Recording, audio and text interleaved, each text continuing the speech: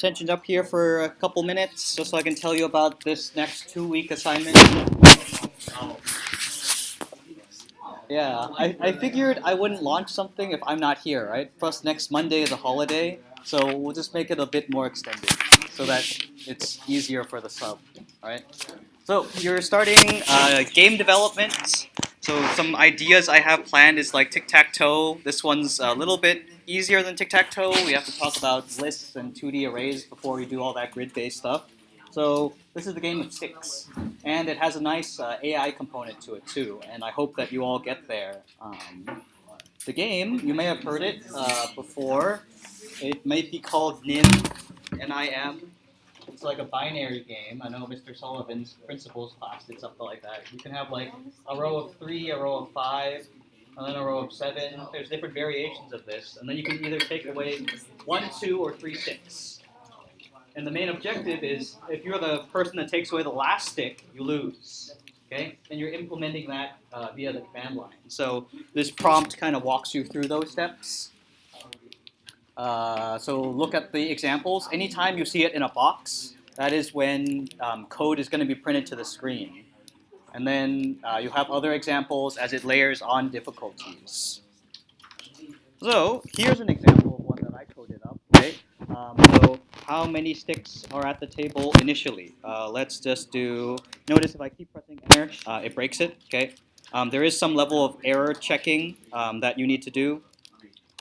So for example, if I enter in something that is less than 10, like 9, it says try again, and it asks you to enter your, pick another number. If I enter something bigger than 100, it says, 101, it got cut off, but again, it says try again.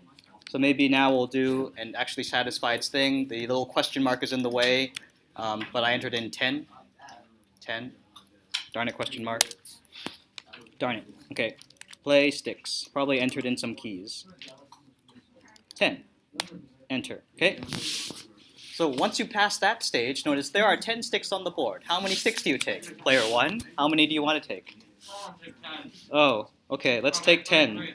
All right, 10. It's like, invalid input, right?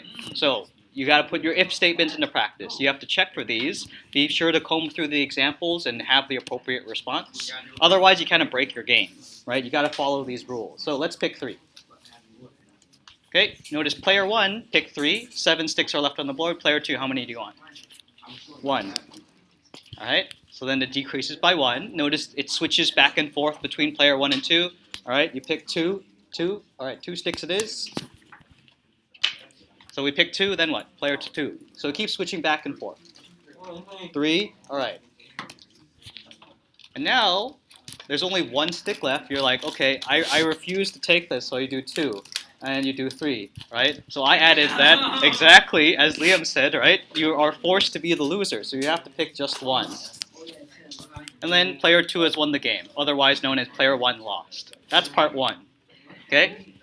I'll show you a hint of the code, like that. Okay, 50-something lines.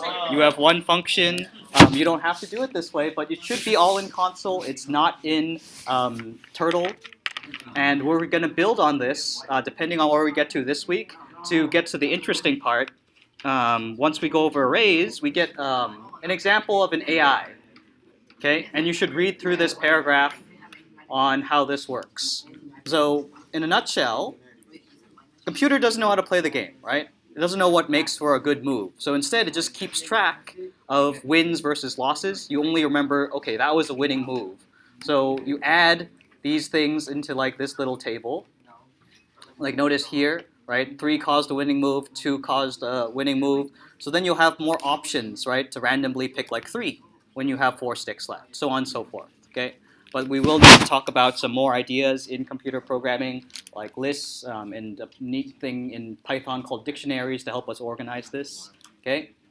And I'm open for the requirements on what a 4 looks like, but ideally we'll get somewhere down here where our AIs can challenge one another and see how we do. And then maybe as extra credit, you can do the mathematical analysis, right? It's not a math class, but it's interesting. So we will see, okay? It may get tedious to enter in things. Maybe we can also go over input from a text file so they can like play themselves. on a set number of moves. We will see. There's definitely a lot of places we can go with this first game assignment. Okay, that's all.